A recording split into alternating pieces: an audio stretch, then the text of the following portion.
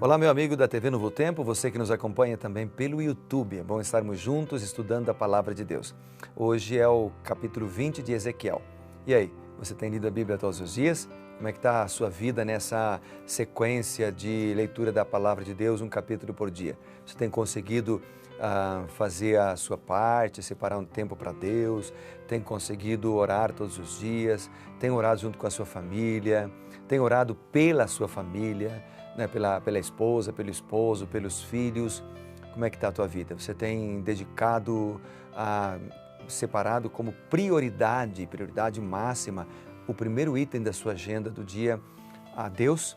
Porque se a gente não priorizar as nossas atividades, outras pessoas vão priorizar coisas para nós fazermos e podem ser que eles não terão as mesmas prioridades que nós. Então, nós precisamos dizer, olha, o que eu vou fazer em primeiro lugar é orar, em primeiro lugar é ler a Bíblia. Então, esse é um momento sagrado.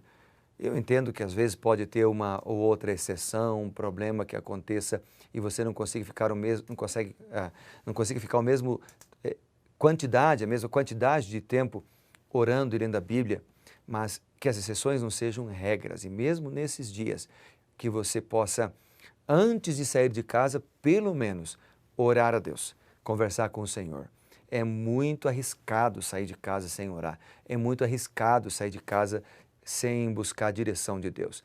Cada dia que a gente passa sem a bênção do Senhor, sem a direção de Deus, é um dia perdido na nossa existência, né? Então a gente precisa dessa direção do Senhor.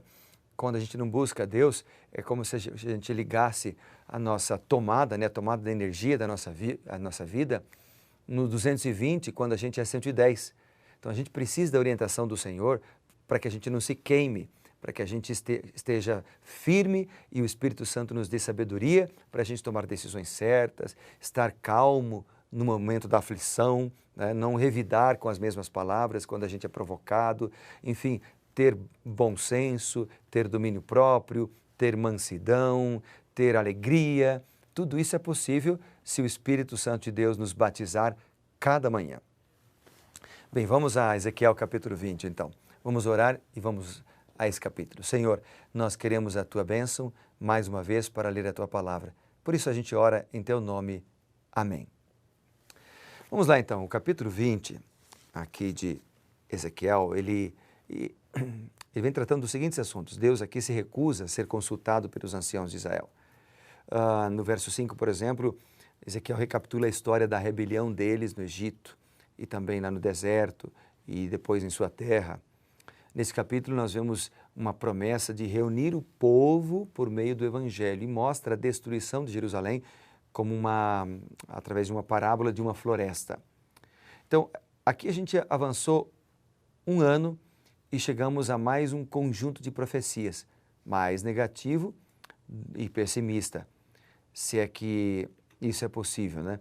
Mais negativo e pessimista que os anteriores. Agora, parece a quebra do tratado por parte de Zedequias, que chegou ao conhecimento de Nabucodonosor. E este rei, Nabucodonosor, está agora determinado a tomar atitudes decisivas contra Jerusalém. A casa de Davi cairá, isso é inevitável. E o capítulo vem tratando então desses temas. O primeiro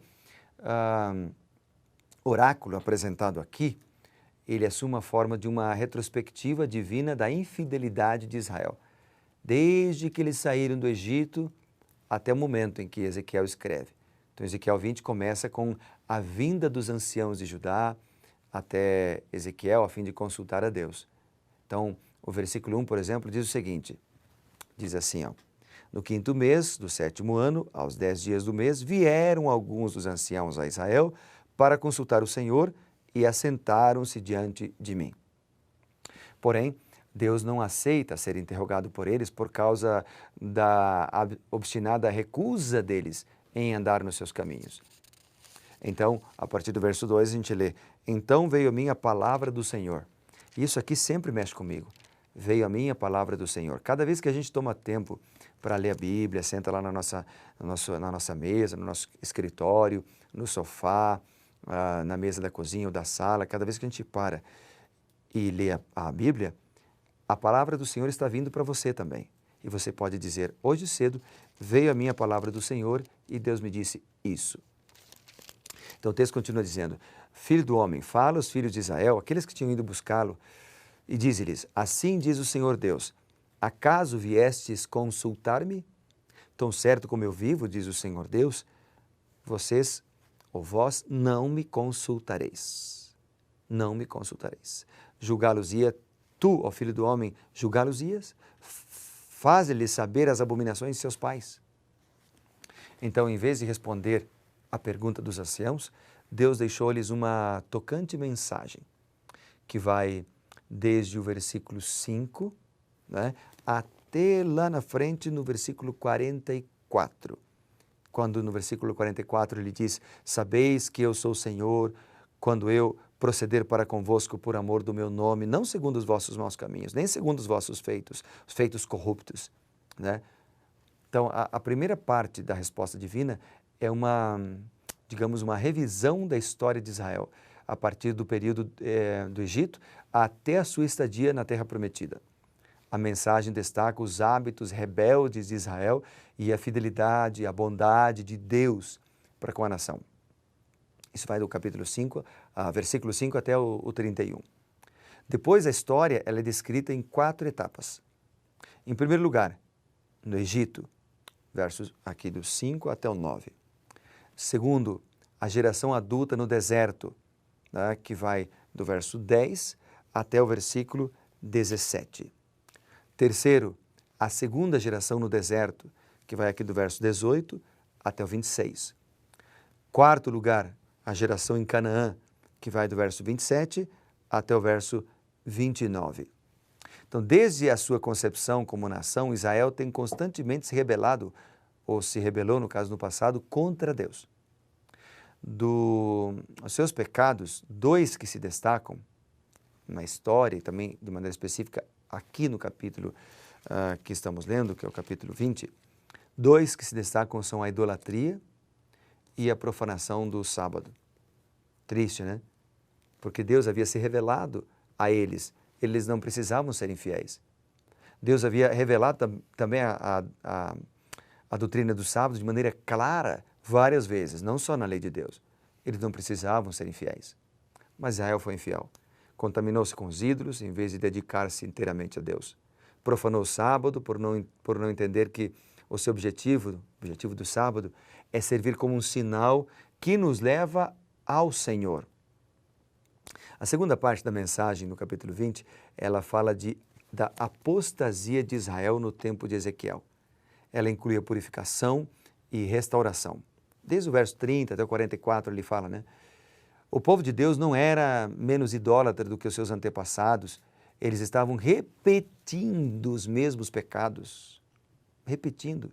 Incluindo o sacrifício de filhos no fogo. Que triste. No verso 31 aqui, fala, por exemplo, disso aí. Ó. Verso 31 diz assim, ao oferecerdes os vossos dons sacrificiais, como quando queimais os vossos filhos, vós vos contaminais como todos os vossos ídolos até o dia de hoje. Apesar de, ou por causa de todas essas coisas, Deus tem uma mensagem, ou apesar, né, Deus tem uma mensagem. Deus vai trazê-los de volta do seu cativeiro e vai pleitear com eles face a face. Como ele uma vez confrontou os seus antepassados, ele limpará a nação. Essa é a ideia do capítulo 20, limpará a nação dos idólatras, dos rebeldes e em seguida renovará a sua aliança com os remanescentes. Então você encontra isso dos versos 32, por exemplo, até o 38. Após o período de castigo e purificação, Deus então traria os israelitas de volta de vários países onde foram espalhados para uma terra restaurada, onde a verdadeira adoração seria restabelecida e os ídolos não seriam mais adorados. Bem, amigos, apesar da repetida apostasia de Israel no passado, bem como nos dias de Ezequiel, Deus permaneceu fiel ao povo. Na verdade, ele sempre teve grandes planos para o seu povo. A longanimidade, a paciência de Deus para com o ser humano, ela é vista claramente ao longo das eras no seu trato com o povo rebelde de Israel. Sabe, ele não lida conosco como nós merecemos. Pelo contrário, ele nos trata com amor. Essa é a natureza de Deus. Nos trata com amor. Então eu quero terminar minha reflexão com você aqui mostrando alguns versos que me impactaram. O verso 44, que já mencionei, vou ler de novo, onde ele diz: sabereis que eu sou o Senhor quando eu proceder para convosco por amor do meu nome. Deus age conosco com amor, um amor eterno, infinito, maior do que tudo. O verso 47 diz assim: ouve a palavra do Senhor. Ouve a palavra do Senhor. Aqui é um recado para o povo de Israel, mas esse eu entendi como um recado para mim também. E eu termino a minha reflexão compartilhando com você esse mesmo apelo de Deus.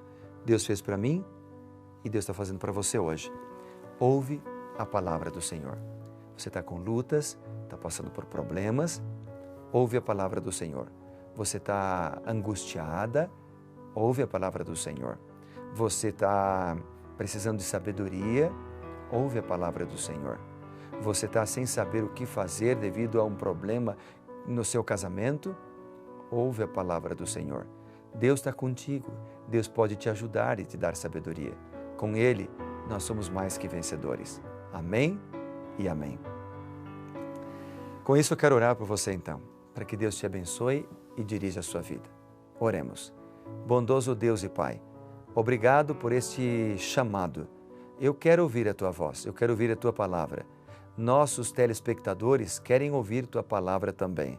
Ajude-nos, ó Deus, para que possamos estar perto de Ti mais e mais, cada dia, na primeira hora do dia. Nós oramos em Teu nome, o nome forte e poderoso de Jesus. Amém. Que Deus te abençoe grandemente. Lembre-se, seja reavivado por Sua palavra. Um grande abraço e que Deus te abençoe sempre.